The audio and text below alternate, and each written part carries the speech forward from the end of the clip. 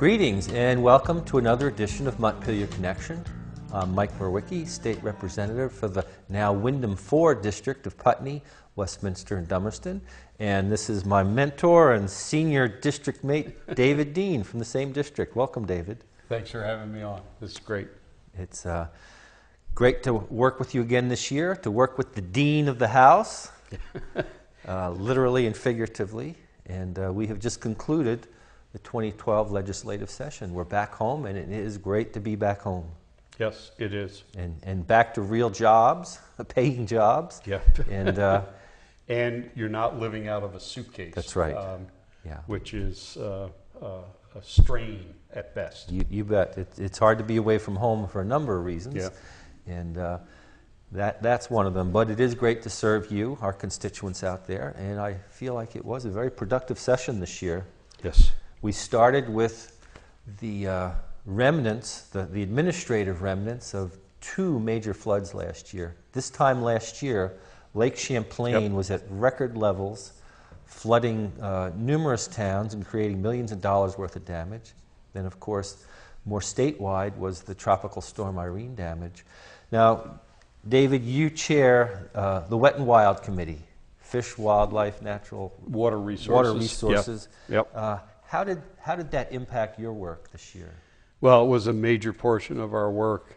In the early part of this year, we moved a lakes bill out of the committee and through the House that addressed some of the issues that you mentioned in terms of the record levels in terms of Lake Champlain. Beat the old record by over a foot. And it redefined floodplains for the Lake Champlain basin. Not only the lake itself, although that's where most of the damage from the high water was created, but also some of the tributaries coming into the lake. And then in the second half of the session, the House and Senate swapped bills. We sent them a lakes bill, they sent us a rivers bill.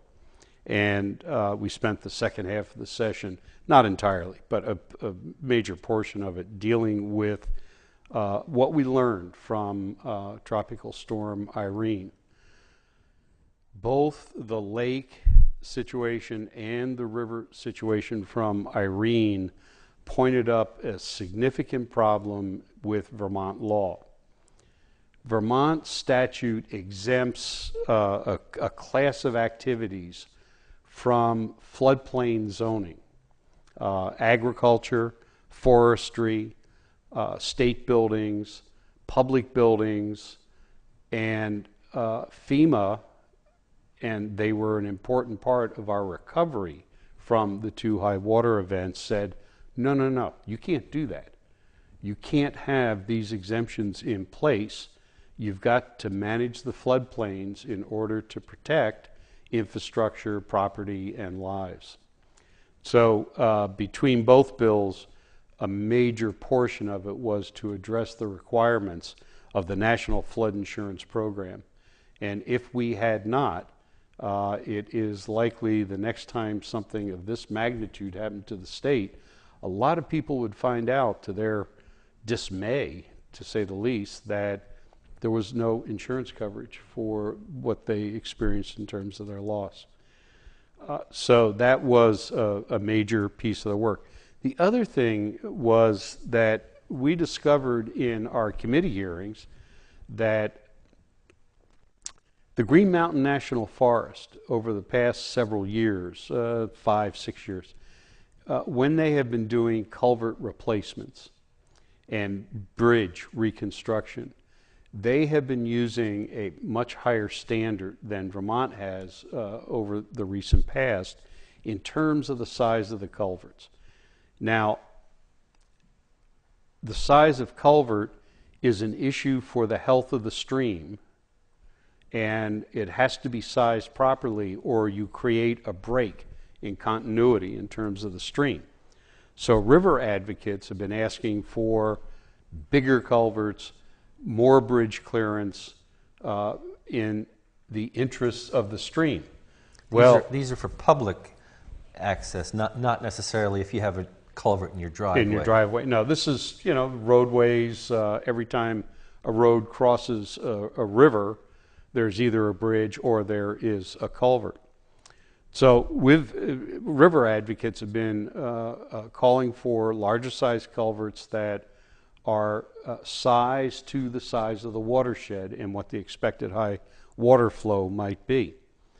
Well, the Forest Service changed over to these larger size culverts, sized to the watershed size of the stream, and lo and behold, they didn't blow out in Irene.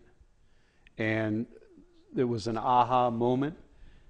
So we have changed the structure and how the state will move forward in terms of both the Agency of Transportation and the Agency of Natural Resources having these higher standards that are better for the rivers, and they don't blow out in flood situations, saving tax dollars. And so it ended up being a real win-win situation. And given the realities of global climate, weird weather, whatever you want to call it, Right.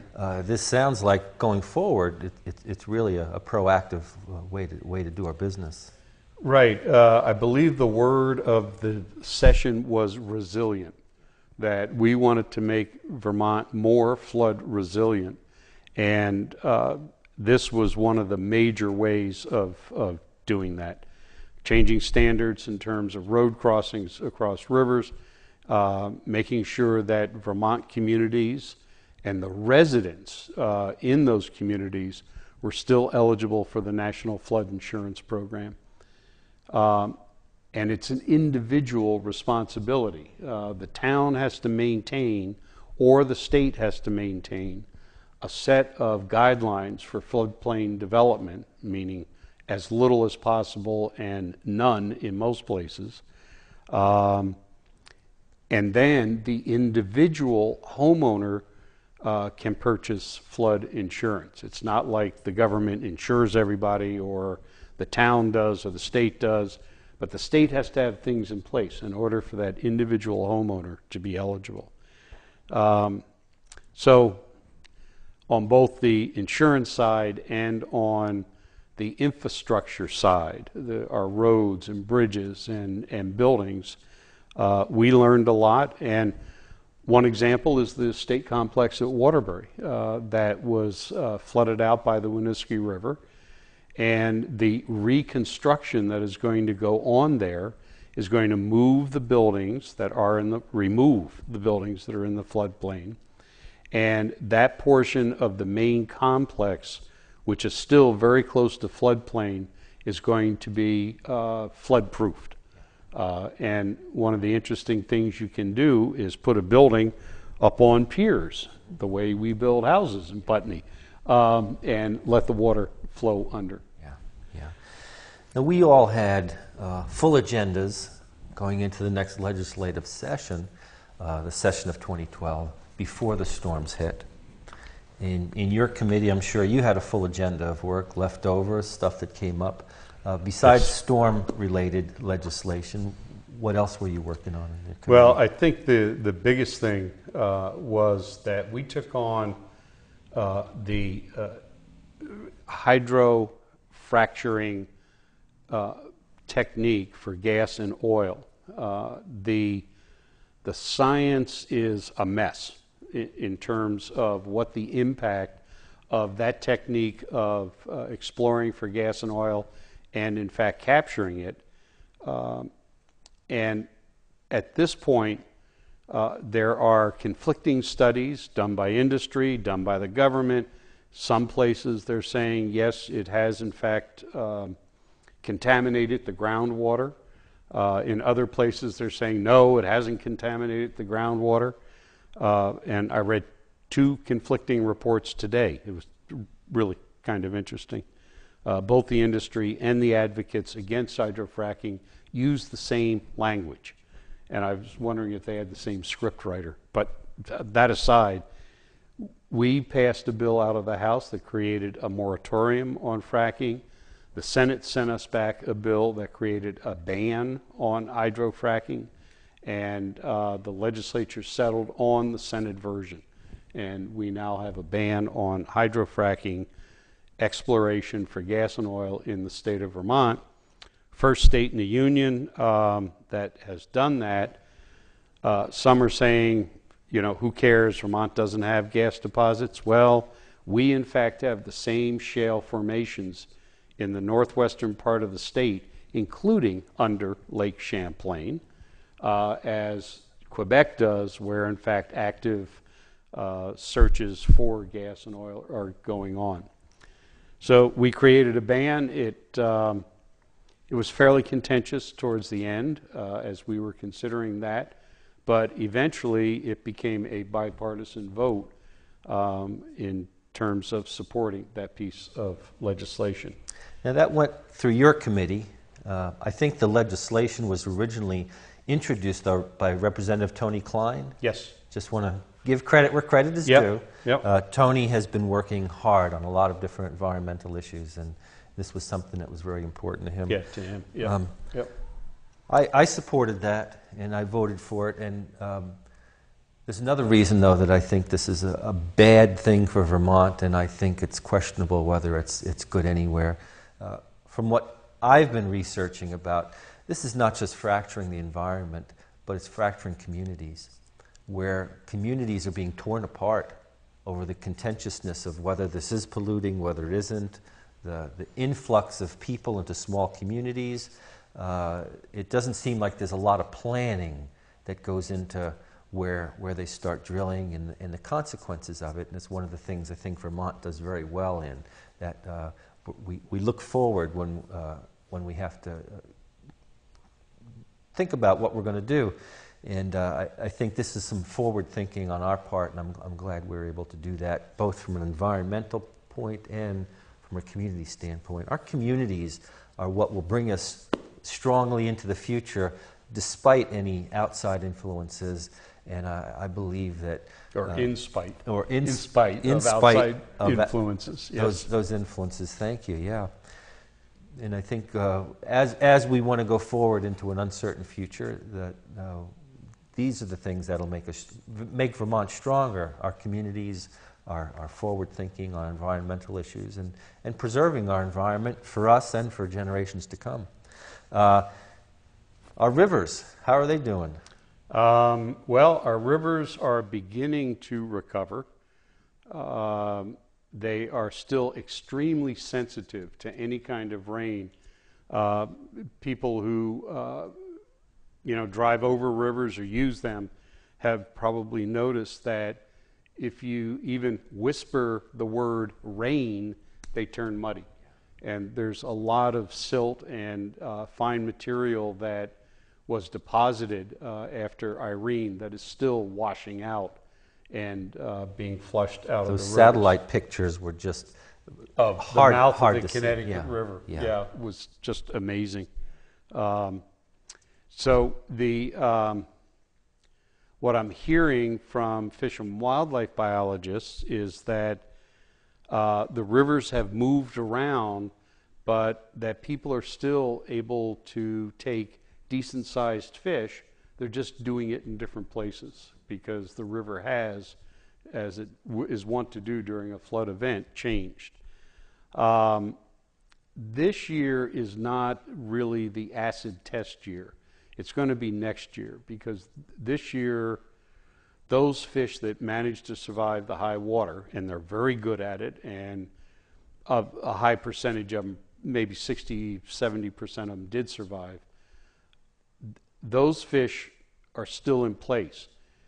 Whether or not they have a successful spawn will be reflected in oncoming years in terms of fish populations in our stream, and we might see a decline over the short term. One of the things we also did in the rivers bill that we were discussing earlier is, after the storm, the human intervention caused a great deal of damage that was unnecessary. Had people been more sensitive to the dynamics of a river, what a river requires in terms of being a river. So one of the strong focuses in the Rivers Bill was to, in fact, get that education out and get it out to everybody and anybody who owns a big yellow machine and might find themselves operating in the rivers of Vermont, to be able to do it properly. And one of the things that we've tasked the Agency of Natural Resources to do is we want them to create a checklist, right, about that size. Here are the do's, here are the don'ts, and it sits on the dashboard of every single piece of equipment and truck, and whether it's a state or a municipal or a private operator, here are things to watch out for in terms of what you do to our rivers. Because Irene had an impact, but then we compounded the impact on the rivers because of our activities. So we're also setting up a training institute that everybody from AOT to private contractors is going to be eligible to be able to go to better understand how to deal with rivers. So, you know, we did try and address those problems. But you can't do anything about a flood. If a river's going to flood, it's going to flood. What we wanted to do was minimize impact in terms of infrastructure and property. And then we get back to building in floodplains. Worst damage to both infrastructure and personal property were those things that were located in that floodplain that a river needs in order to drop the force of the flow of water. So we are strengthened protections for floodplains also.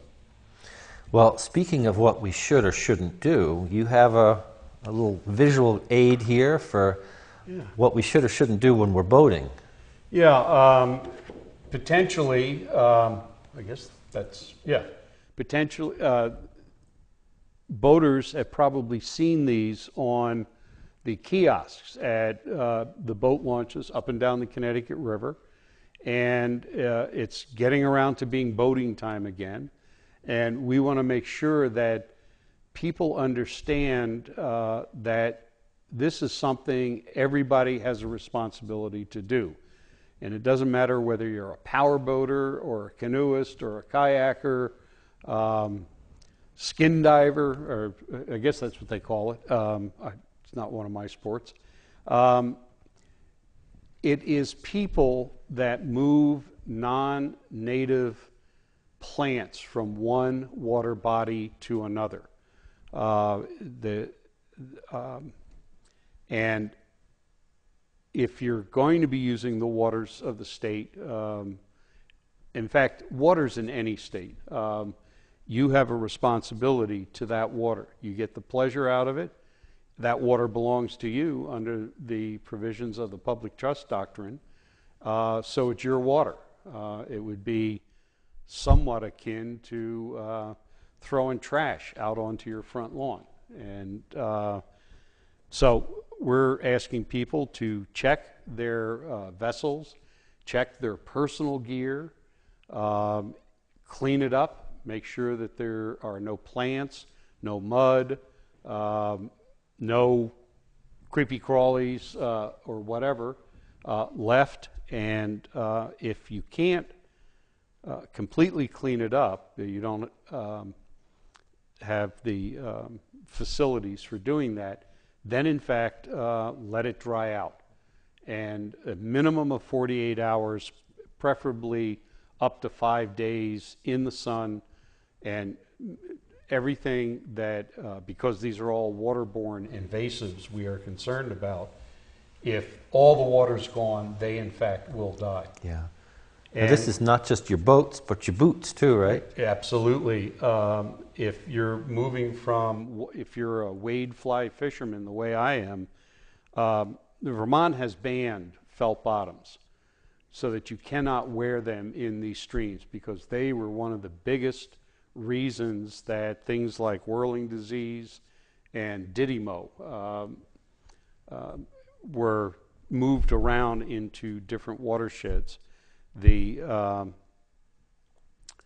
ban went into place, people are respecting it, but even if you are using the new rubber-bottomed waders, you still have to clean those because the webbing at the top of the boot, it's not solid, it's not a solid material, it's porous, and that in fact can lead to spreading. So whether you're walking in the river or boating on the river, please take care, respect our rivers, and help them out. There's nothing you can do about an invasive once it's in a body of water. The only real tool is preventing it from getting there in the first place. So always, always think, if I'm going from this body of water to this body of water had an invasive in it, and I have a responsibility to make sure that I don't spread it. Well, we looked at a lot of different things. The time to show that. Sure. That's Well, cool. I think it's important, and a lot of us don't think about it, or it's new news to us, and the only way we can spread that is if we start here and spread the word. Yeah, and these will be replacing those that have weathered, and will be replacing the posters at these at the kiosks at the launch sites. Well, we looked at a lot of different things during this session. Yeah, your committee was extremely busy. We were busy. Working together with the governor, we were clear that healthcare reform needed to move forward. We're reacting to the realities that all Vermonters are experiencing. More and more people are paying more and more for their health care, and they get less and less for it. This is not a sustainable situation. We're trying to move forward in a way that will cover all Vermonters, increase our outcomes, and decrease the amount we're spending. We took another big step on that this year. We started the process, first of all, of seeding the Green Mountain Care Board, which is now designing our new healthcare system. And then we lined up to what's happening in federal healthcare reform with our healthcare exchange, which should be online in 2014. And if people want to go to the Green Mountain Care website, there's a lot of good information on there on how we're progressing on that. There's a number of other things that we looked at this year in terms of recognizing that this is a changing world we're living in. How we evaluate progress we're making is one thing we looked at. And in the past, we tended to look just at economic progress, and we passed a bill which it's called the Genuine Progress Index. And when we try and measure progress for Vermont, we want to take into account the quality of life issues. That is what brings us to Vermont, which I think sets Vermont apart from a lot of other states, and what keeps us here, and I think can be attractive. So going forward, we're going to be doing some research, creating some indicators which will take in not just monetary progress, how the economy is doing, but also how's our environment doing? What are the social indicators in our culture that make life in Vermont the wonderful place it is, and how do we maintain that? I think it's reflective of a more complex world that we live in, and that it's more than just dollars, but it's good common sense that makes Vermont what it is. One of the things that the legislature overall did that you can transition directly from your discussion about the genuine progress is the Working Lands Bill. That's right.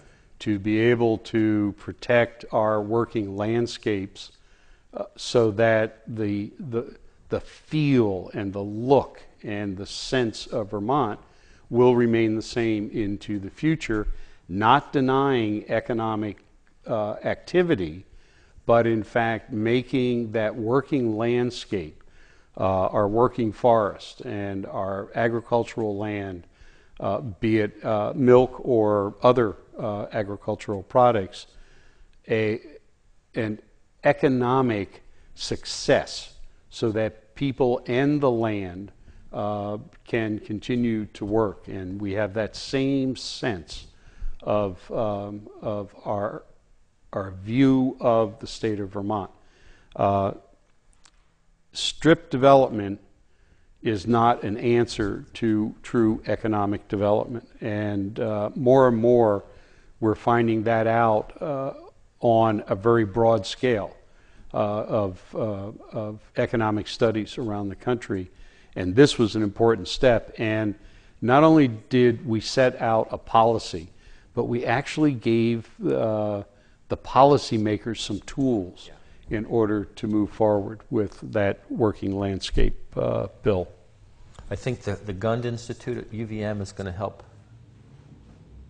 discern which indicators we want to use, and as we move forward in the general progress index and with the working landscape, these are all ways for us to create a Vermont that can move into the future and help us compete and build on the brand we have now. Small is indeed beautiful, and that's one of the attractions to Vermont, but how do we compete with larger states? And I think the working landscape bill is going to help create sustainable agriculture in a way that we can keep us small instead of thinking we have to compete with all the bigger industries. The value-added products that each farmer or in the timber industry can bring to Vermont is something that benefits us all as we move forward into a future. And it's an economic driver that I think the governor has recognized, that this creates jobs, it creates a sustainable economy, and we would all do well to look forward. Yeah, and one thing, I mean, Vermont does need to move into the future, but think about the recent past. Take a look at the style of employment in the state of Vermont in terms of the number of entrepreneurs, one person or two people who have started a business, and that those activities are in some ways tied to the working land. And then take a look at our unemployment rate. So that in fact, this approach, as opposed to having mega businesses relocate into the state of Vermont to in fact grow an economy from the grassroots up, does have resiliency. The word of the session, it makes the economy resilient in terms of people being able to earn a living. Now, that said, yeah, it still takes 2 jobs in Vermont to make a living, and we all recognize that, but we made that choice, and we've made that trade-off, and lo and behold, it works up here. Well, I work 3 jobs, you work a couple, and that's the reality. We know that's the trade-off here in Vermont, and it's certainly worth doing.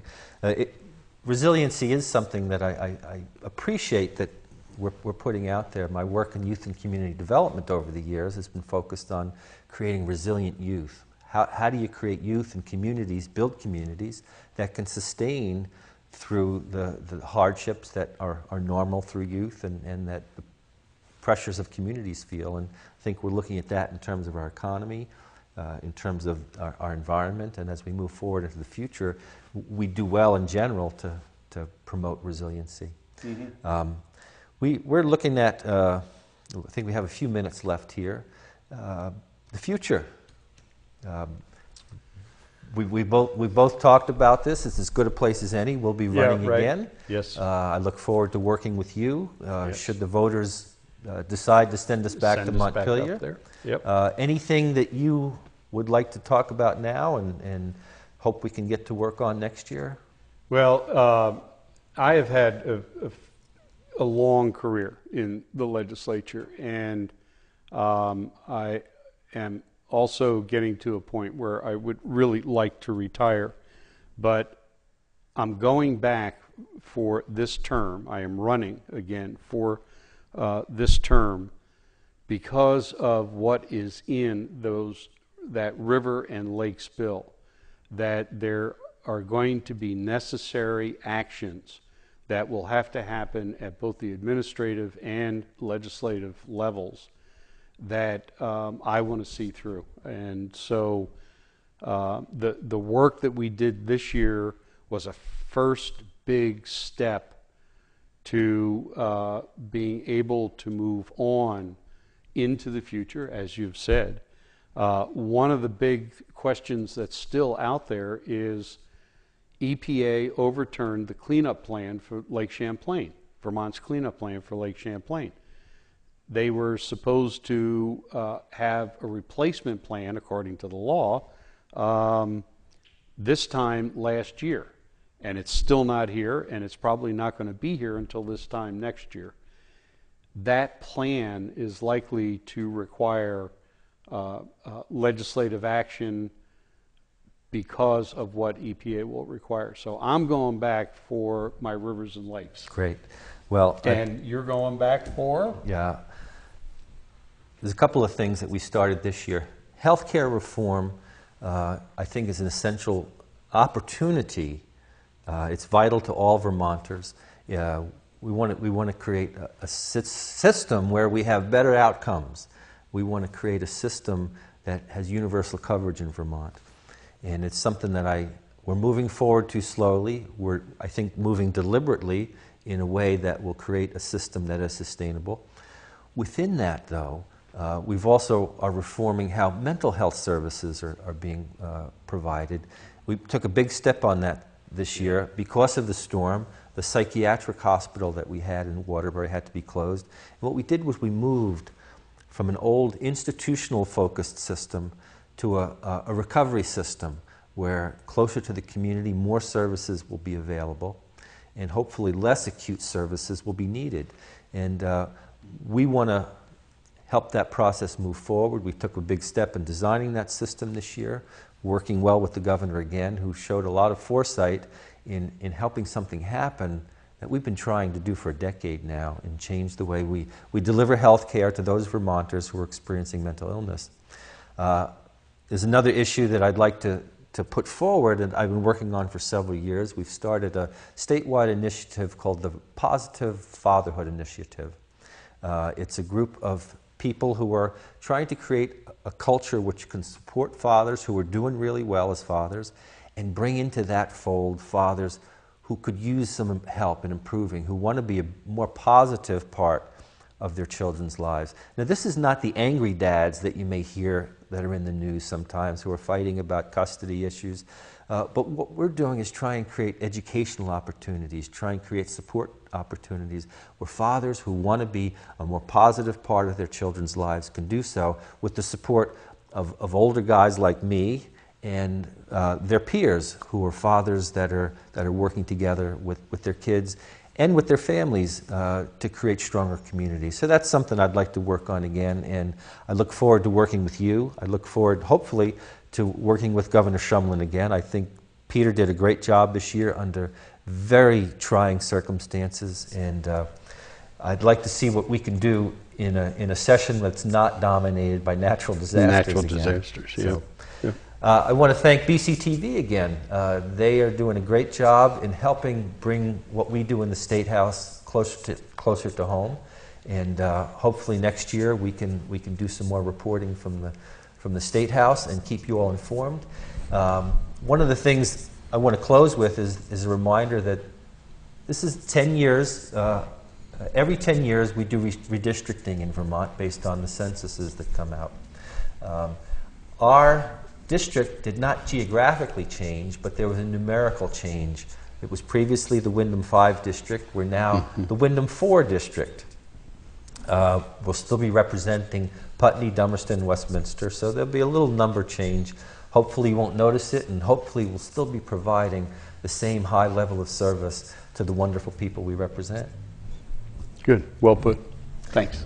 And thank you, David, and thanks to all the people from BCTV, and thanks to you for watching, and look forward to another year and move forward with Montpelier Connection.